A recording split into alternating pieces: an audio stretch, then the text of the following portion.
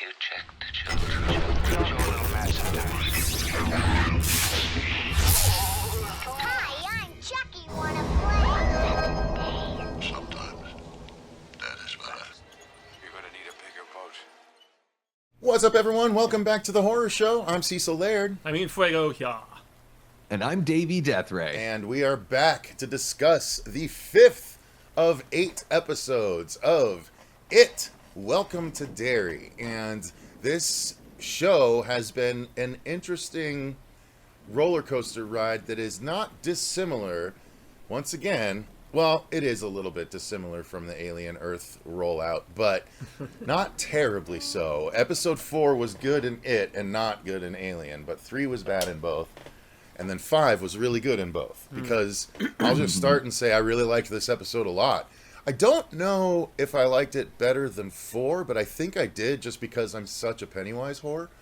And I love this version of Pennywise so much. And I'll admit that freely right now, guys. Like, my opinion may be skewed for these reviews going forward because this, when people are like, who's the best Pennywise? Or like when that comes up, right, inevitably there's a mass number of people that think Tim Curry is the penultimate Pennywise, the penultimate Pennywise.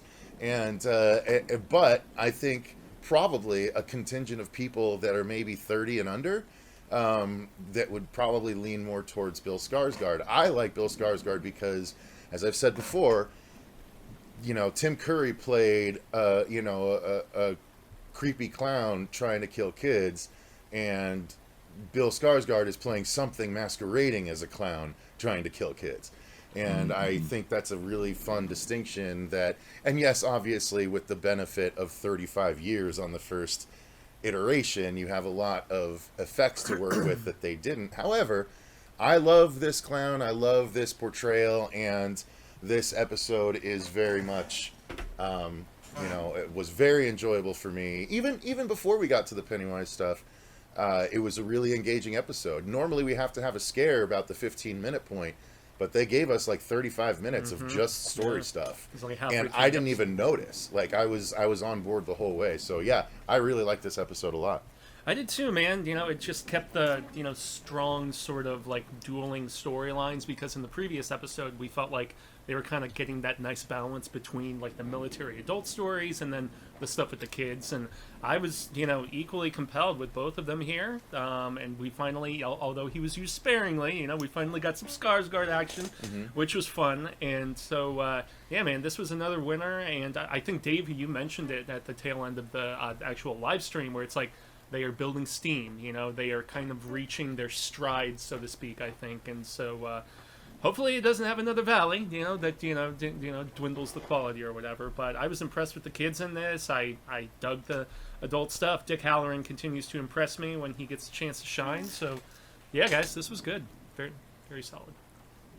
Yeah, I think the episodes are getting like more focused as we go, which I really like. And yeah, we finally got that convergence of like the adult stories, or the adult storyline and the children's storyline. And it seems like they're only going to become more intertwined as the rest of the season proceeds here. Yeah, Bill Skarsgård, they still are kind of doing the rush towards the camera kind of thing, which I guess that's just a Muschietti thing. He Dude, just I really swear likes we need a counter for how many times it happens per episode, because it's been at least twice per episode. Yeah, at least, and maybe like 3 or 4 times in this episode overall. So yeah, it's, whatever, I'll let that go. That's a stylistic thing that they're doing it on purpose, so at least there's that. But yeah, I think Skarsgård was really good here. I love the lines of dialogue they gave him, the taunting that he has and everything like that. Some of those digital effects, I think, some of them worked, some of them not as well. But overall, I really dug this one. Yeah, I'm kind of right there with you, Cecil, where it's like it's difficult to tell if I like it more than the 4th episode, but I guess that's a good thing. We're kind of at a point where I'm like, okay, I'm really digging the show, and I did watch the mid-season trailer. I know that you guys didn't, but it seems like from what I saw in that trailer that this is going to be kind of like a race to the finish, and it looks like we're going to get like a lot of really good action as stuff builds towards the finale of season 1. Nice. So the mid-season trailer had stuff from not just from this episode then, I guess. Yeah, I'll keep it tight-lipped because I don't want to Yeah, spoil yeah, no, anything for but- you guys. But it had stuff that you didn't see in this episode. Yeah, stuff I didn't Okay. see and stuff where I was like, oh, okay, so I guess this is kind of going to be, there's some interactions that they just sort of hint at that you get flashes of. I watch them, I do my reactions in quarter speed, which you can check out on the Davey Deathray channel. So, if you're into that kind of thing where I don't even watch it at full speed, I just watch it super slow and take a look at every little thing. So it does look like they are, I think, pedal to the metal for the remainder of the season here. Cool. Yeah, so we can just, again, we do these talking about what happened in the episode. We're going to be spoiling stuff. So we kind of just jump around a little bit and talk about what we want to talk about. But this one, we try and go somewhat in order. This one started with Halloran coming out of the trance or whatever that he was in at the end with the Native American boy, and who is now like, seizing and foaming at the mouth. But there's the military rushes in, and Dick is a little scared, I guess. I don't know, but yeah, and then Definitely Fraz, that's for sure. yeah, we a bunch of things happen. For instance, what is Will's dad's name? Hanlon. Yeah, Hanlon. Yeah. So he now is convinced of what's going on, and so he decides to move his family out of Derry onto the military base. He sees the nature of the danger there now, and so, yeah. And then on the he confirms with Shaw. He's basically like, so I just want to get an idea of what's really happening. So this town is basically a cage for this creature. You want to harness the power of this creature, and we're living in an area where it's like not like if we lived just outside of that perimeter, we'd be a lot safer. And like you didn't really tell me why. Yeah. So now yes, I will bring them onto the base. Yeah, and that was an interesting thing. So basically, we found out that the military's exact plan is to locate all 13 of the pillars that were buried, because those are essentially the cage for it, and they want to shrink it and eventually get to a place where they can control it. So I was thinking they were just going to shrink it until it's in like an area small enough where it can't do shit to anyone forever. I feel like that's the solution, but Nope, they want to weaponize. It's how Yeah. they're going to end the Cold War is by harnessing this power. This like, what are they going to ancient do? power. Airdrop Pennywise onto Who the hell foreign knows what the hell they're battlefields? Like, thinking, what? man. Military naivety, right? So, The follies of man. But we find out that that's the plan, and so on the kids' side of things, the kids gather once again to talk on the what is it, a bell tower? I don't know what it is, but it's some tower higher up where they can oversee the town. Beautiful location. Oh yeah. But yeah, when they're up there, suddenly they hear breathing inside their tent, and who emerges but Maddie, Yeah. who is alive from earlier in the season, and he tells them that it's down there, and he describes it now. In retrospect, it makes sense why he told them that it ate his brains, and like it went into graphic detail when he probably wouldn't have done that if it was actually a kid, because that in itself scared the kids. So him saying that was causing, was creating food for himself. So yeah, he tells them that the kids that were killed, they were down there and Pennywise ate them, but It says that one of of them is still alive. Yeah, I think it was saying Shaw or something, like whichever of the kids that was. He Not says the he little can't. girl. Phil. He can't talk and he can't move, but he's alive. So my thought was, oh, he's in the deadlights. Yeah. Right. Like That's so. what you're led to believe, but there's just the whole reemergence of Maddie is very suspect, as Very pale. Yeah, Very, looking very pale. Yeah. And so yeah, Rivers Cuomo, they as decide Davey that so their hilariously plot is to go and try and retrieve the kid that's still alive, and the military's plot is to go and start to find the pillars beginning at Neibold Street, but going into the sewers. So both the military plotline and the kids plotline both end up in the sewers together, and but separate, right? And the military start to encounter Pennywise. They have the Uncle Sam moment. And then, which was fun, But again, Agree. it kind of Yeah. just means that I guess adults can see Pennywise now too. Like I was led If to he believe wants in to the reveal movies. himself, maybe, I guess is the only way that I would be able to describe I mean, it. yeah, but I mean, as far as I knew, like again with Bev's dad, I thought they couldn't see anything having to do with Pennywise. So like, why? I guess maybe that's just Pennywise magic and not Pennywise himself. So if it's Pennywise himself, maybe they can't not see him or something. But like, you have to make excuses in your own mind to figure out why adults are affected by Pennywise all of a sudden. But you know, it is what it is. It's a horror show, and now we have the other half of the population that are cannon fodder too.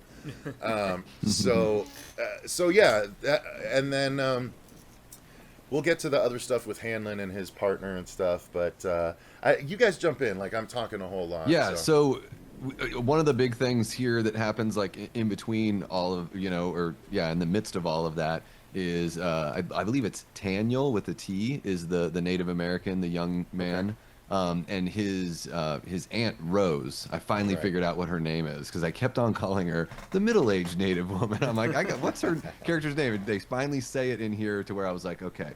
Shaw says it because they're childhood friends, and you know he's basically telling her she's put Shaw on the spot where she's like, I really need to know like what you're planning on doing. And so that's how we learn some more specifics on the plan here. He wants to, you know, save the country essentially. And so she's like, well, where's Taniel? What's going on? He's like, we can't let him go until, you know, we see all of this through and we have what we need. So she's got, you know, we find out that she's got that piece, that shard of the meteorite that's in a dagger shape. She's got that in a safe. Now she brings that to Taniel because she's basically like, you know, you get the idea, like this will either lead you to the thing, you know, like start glowing or whatever, or at the very least it'll protect you, right? So he's got that, and he's down there with the military, and they're sort of like using him as a guide. And you know, through all the stuff in the sewer, right? Like Dick, there's a point where they have to like jump off a ledge into like waist deep water. Dick jumps in, falls completely in this big old vat of water. We have no idea what's going on. He comes out of like a tub from seemingly his childhood. It's past, basically right? the Nightmare on Elm Street tub because it did the same thing that happened to Nancy. Like, Yeah. Oh yeah, exactly. Yeah. Deriving some more so inspiration there. he jumps into a bad memory where it is kind of playing with his mind and I think trying to unlock something from within him, but we don't really get a full grasp of exactly what that is that he's trying to unlock. And I guess it's just maybe his power or something like that. It's a tie-in with Pulp Fiction. Yeah, it ends up being a tie-in with Pulp Fiction. Pulp Yeah, Fiction, a little bit it's of Marcellus Seven in there, Wallace's too. soul. Yeah. So he ends up jumping in there in the military. You're like, where the hell did Dick go? We get that Uncle Sam moment, and then the you know, Taniel is ahead of that group with a couple of other guys, and he tries to run away and ends up dropping this dagger and can't find it. And from that point, we don't really even know what happens to those guys. I don't think we ever get a resolution in this episode on what happens to them. But yeah, everything like Hanlon and his partner are down there. Hanlon can see the visions, the partner can't. So I don't know if they're playing fast and loose or if we're going to get some sort of answer on. I mean, we understand why Hanlon can. He's always kind of been able to see these things, but yeah, I mean, you know, it is messing with everybody down here in the sewer, and ends up. Go ahead. Sorry, go I don't ahead, want to cut Cecil. you off. Well, I was going to say that particular scare is because that's one of the first scares in the show is when his wife shows up. Right? Hanlon sees his wife, or not Hanlon. Hanlon. Yeah. Hanlon sees his wife.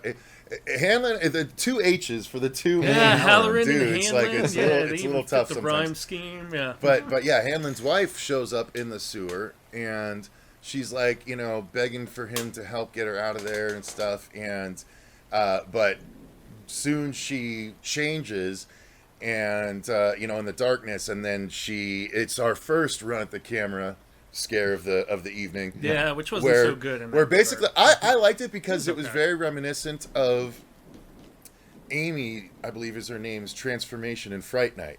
When she finally became vampire with the really I wide, can big see grin. That, yeah, which has become a meme over the Yeah, years. yeah. So, like, she looked like that to me, and I was like, oh, dope. Yeah, the whole, like, snaggle teeth kind of But thing she going rushes on. at him, and, like, it's kind of funny, right? Because the rush scare didn't work because he plugs her right in the forehead, and You she can see the drops blood down, oozing out and little everything. blood trickle, and as he gets closer, there's a cool bit where like she, her eyes open, they're milky white, and like her head twists and cracks at a weird angle, and she smiles with the buck teeth of Pennywise, Yeah. and then she gets yanked in the water and like is pulled under the water like it's basically a graboid in the water, and it was I liked how they Yeah, you did pulled mention that scene right when they. That was a did it, cool yeah. effect. The was. the waves behind it and everything. Yeah, that was a cool little moment there. So I like that scare.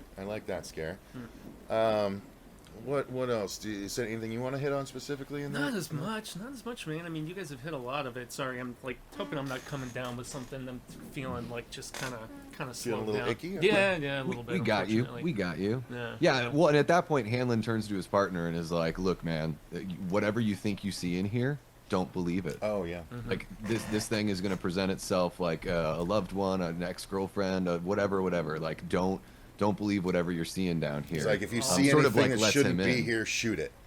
Yeah, exactly. And Like yet don't that's trust when the anything. kids who are trying to escape, after we find out what's really going on with Maddie, it's like that's when we finally have the two stories overlapping of the military investigating down there, and some of them Yeah. getting picked off, and then the kids trying to make their escape, despite the fact that they each came in from differing, sort of entrances to Pennywise's Yeah. lair, so to speak. But Yeah, the Yes. kids find all the bodies floating in the water. So Yeah. they're yeah. like, oh well, there's Phil. There's so there's like the hope that they had of finding one of their friends alive is totally dashed. And at that Sinister point, Rouge. Yep.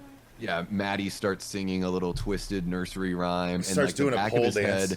head. Yeah, the back of his head opens up almost like a Venus flytrap kind of thing. Which with the I teeth, loved. Yeah, I with thought teeth. it looked was cool. sick as hell. And then it turned yeah. into Malignant, where Yeah, with the basically other Pennywise face on the emerged back. from the back half of Maddie and like Yeah. turns into himself. And of course his reveal is he jumps at the camera and crouches down like Spider-Man, but he still looks really fucking cool. Yeah.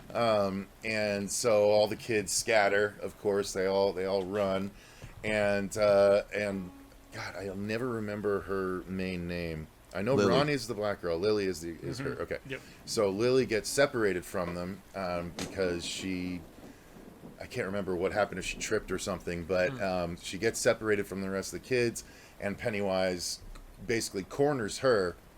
She gets to a part of the sewer that's got a giant grate that she can't get through, and Pennywise comes in, is at the end of the hallway, the pipe, and Sewer tunnel, yeah.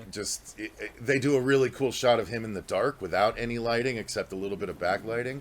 I thought that was a really cool shot, and he basically she gets scared and he changes into his toothy face Shark and rushes teeth, at yeah. her, of course, another rush at moment. But he stops when he's right near her, like he's about to get to her, and he stops, and it like freeze frames almost, where his face is still completely shifted into this nasty visage that I thought was really, really cool. A little bit Rawhead Rex-ish, a little bit, you know what I mean? Kind of, yeah. Shout out but- Clyde Barker.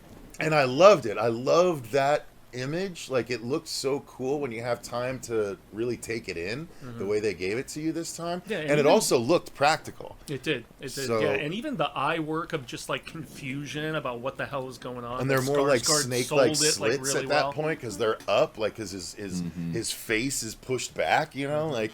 I love the design of it so much. And Yeah, so he like good. stops and he like looks down, and then we see that the dagger shard is there and it's glowing.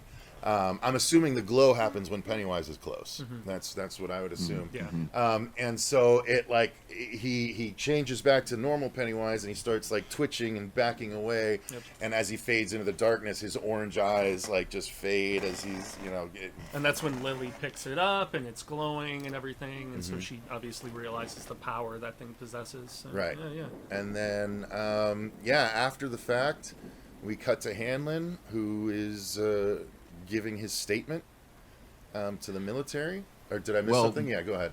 Well, yeah, I mean, as Hanlon and his partner are making their way out, he's warned them of all, like, don't believe anything. The kids run around the corner. Will, his son, is the first one to run around the corner. And he just saw his wife, and he shot his wife in the head. He's ready to shoot his kid or this imaginary version or whatever. But yeah, so he pulls his rifle up and he's ready to go, and the partner realizes, like, I'm seeing it too. Like, it's not what you think it is, and tries to stop him and ends up, jumping in front of in between the path to save Will, essentially, and takes one right in the chest. So it's his heroic moment. Yeah, so unfortunately, that's kind of how Hanlon finds out that that's not a hallucination, and the kids really are down there.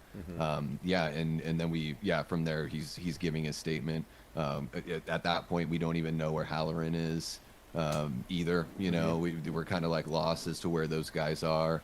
Halloran finds himself, emerging from the sewer and seeing basically the zombie ghost or the ghost of the partner that's like wandering lost in the woods. And then another part of the story that we kind of missed here is the projectionist that was ended up accused of the murders. He's on his way to Shawshank. Somebody attempts to take his life, like, as he's being escorted to the bus, and the father of one of the kids that died. Yes, yeah. A little bit of kind of an Oswald moment, sort of, there, or like Lee the Harvey second kind of episode thing. of The Outsider, which was a popular HBO King adaptation as well. So. Oh, okay, yeah. And then, we find out through a news report that something happened with that bus, and he was he escaped, and it seemingly nobody else did. Yep. So, he seeks refuge from, in the backseat of a car of the nurse from the asylum. And then we find out that is the woman that he's been seeing.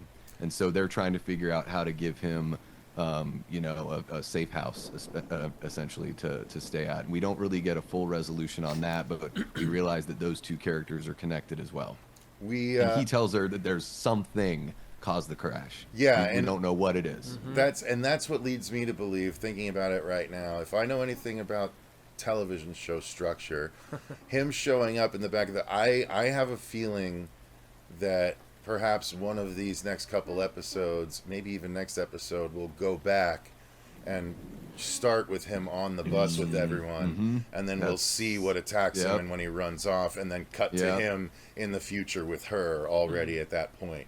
I guarantee, because we have to know what caused that, and what would be big enough to knock the bus over like that, except maybe a giant Pennywise spider.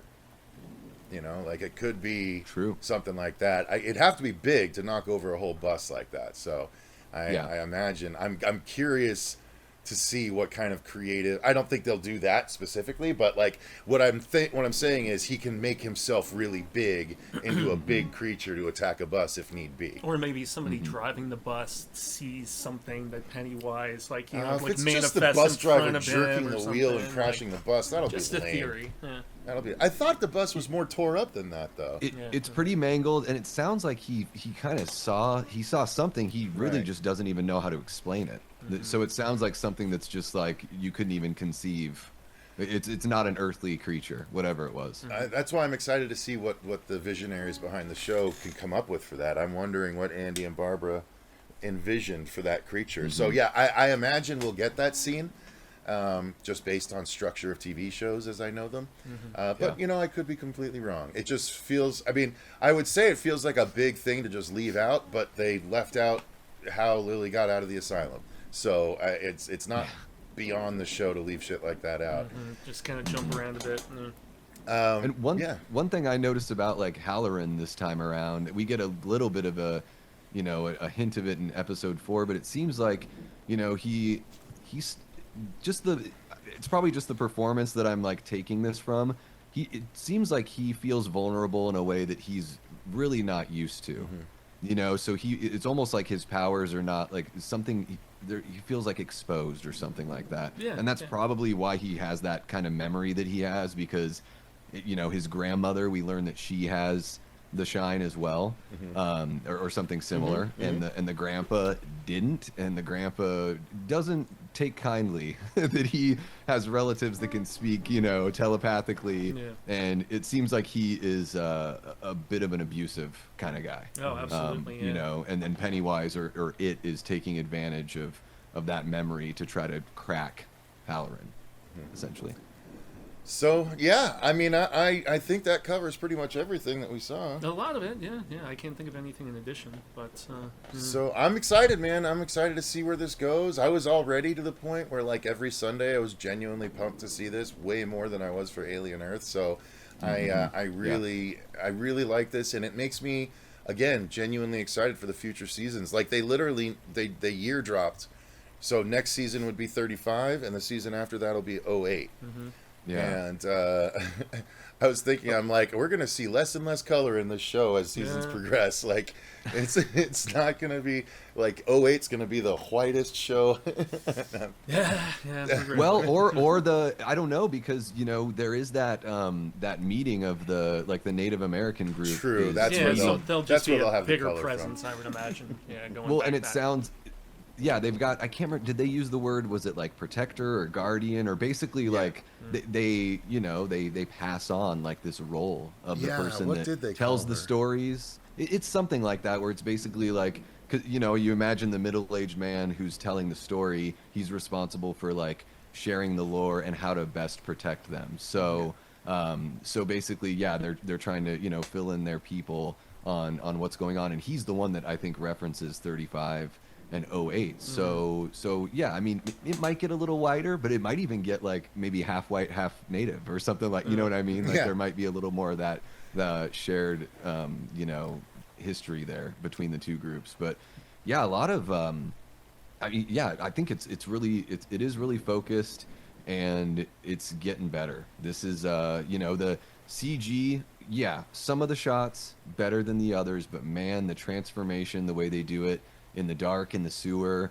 it's a really cool effect that they use. So a good example of how CG can be done right. It's all about how you use it. Yep. And I even think I think I touched on this a little bit at the beginning of the review, but I think Skarsgård has got I don't know, I like him better in the show than I remember liking him in the movies, the way they're handling Pennywise. There just seems to be something that it's not, maybe not scaring me more, but a little more, I don't know. I think the menacing is a bit more psychological here. Yeah, and I think because they're going about it very sparingly, at least here at first, maybe they're not blowing the wad all at once, like I said during the live, sort of bit. So they're just kind of easing you into it, and the fact that it's these creepier little glimpses as opposed to it being so overblown like it was in certain aspects of the. I mean, just lots of screen time, lots of lingering, as opposed to a lot more quick cuts and things like that. So. I think part of that, Davey, might be the fact that if you remember in the movies, when we got the non-Pennywise scares, they were always capped with a Pennywise appearance where he was generally pretty affable and like, Yes. with the balloon and stuff like that. So he was, for half of the movie, when we saw him, he was goofy and funny. Yeah. And then he became all nasty. Here, we're just getting all the nasty because all of the non-Pennywise stuff hasn't been capped with a little Pennywise appearance, where he's been silly and stuff. Yeah, So it's maybe been I'm not saying that is the reason, but I'm saying that could be part of why that you're getting that vibe. Yeah, he even gives a little bit of exposition to Lily. He tells her, he's like, well, thank you so much. Basically, I know you're the one that helped bring everyone down here, because when Maddie was saying his piece, Lily was the one that kind of roused the troops, like, guys, we got to do this, because they were like, are you sure we should do this? And so I feel like he's gonna maybe target her even more now, because there's this kind of connection. He knows that she's kind of like the key that unlocked that fear for him. So I'm curious to know if that's going to be if that's going to get more intense as we go here. And he does the I wanted to mention really quick, 35th anniversary of the 1990 TV series, the Tommy Lee Wallace with Tim Curry, and he does the little like that exact laugh that I don't remember hearing in the Muschietti film. Yeah, So me neither. to me, I was like, oh, that's a clever little nod, a nice little bit that they put in there. And did we mention the fact that the woman that the projectionist is having an affair with is Kirsch, the old woman from the movies? And not only did that, not but say that that, means yeah. that she will probably be in the 35 version too, as a younger version, because Wasn't her dad Bob Gray? That's what I've seen some people making. Well, mention but she of, yeah. in the movie she pointed at the picture. Yeah. She talked about it. in 2019. So, she did, yeah, Somebody yeah. somebody dropped that in the chat, in the live chat too. Yep, I remember. Oh, seeing did that. they? Okay, Yeah. I must have missed Yeah. that one. But yeah, no, it makes sense. So I was thinking about it when I realized it was Kirsch.